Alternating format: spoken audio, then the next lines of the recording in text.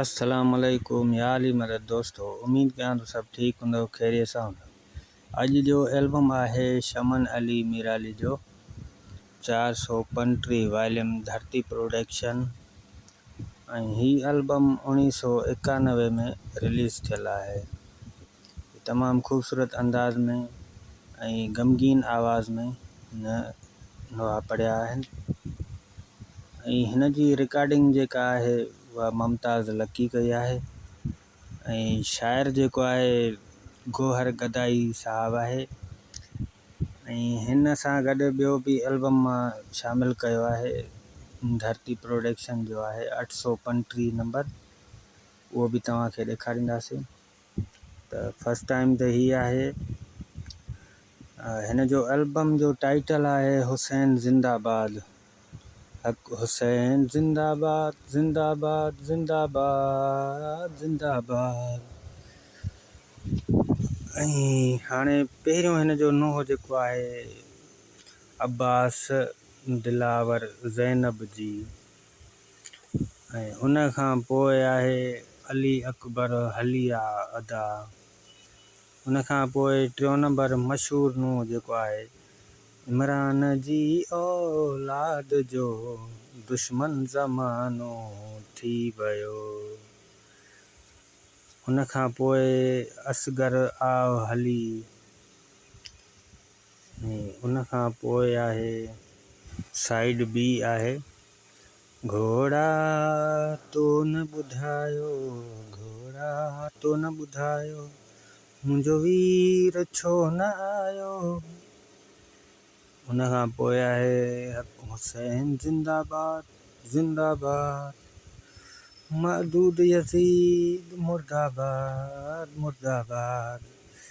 उन खां पोइ आहे शब्बीर जी वई लाडली। ठीकु आहे दोस्तों, तो ही एल्बम तव्हां सॼो ई ॿुधो ऐं एल्बम इंशाल्लाह तव्हांखे वणियो हूंदो।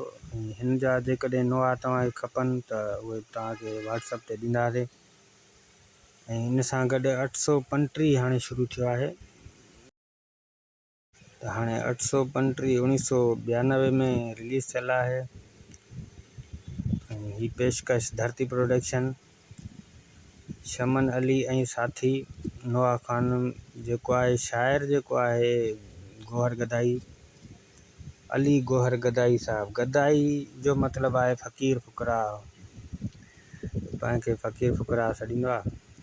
कर मोमिन मातम या हुसैन, कर ज़िक्र हमेशा अली अली। हे माना कंहिं गाने जी धुन ते ठाहियो आहे गोहर गदाई। ॿियो बि उस्ताद जो पंहिंजो ई कलाम आहे पुराणो, उन जी धुन ते ठहियलु आहे।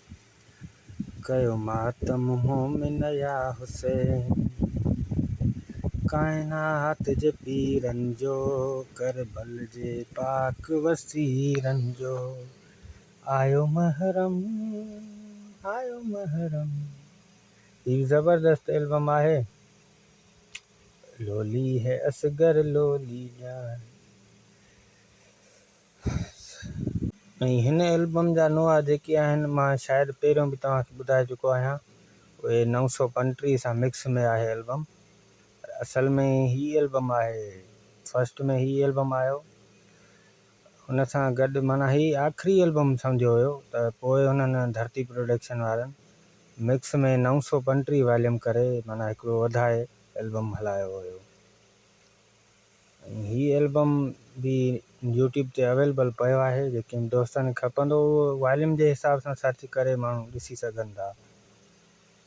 ख़ूबसूरत एल्बम आहे, ही भलो एल्बम आहे। जेकॾहिं मुंहिंजो कमु तव्हांखे वणे थो त पोइ वीडियो खे लाइक ज़रूरु कंदा कयो ऐं चैनल खे बि सब्सक्राइब करे छॾींदा कयो।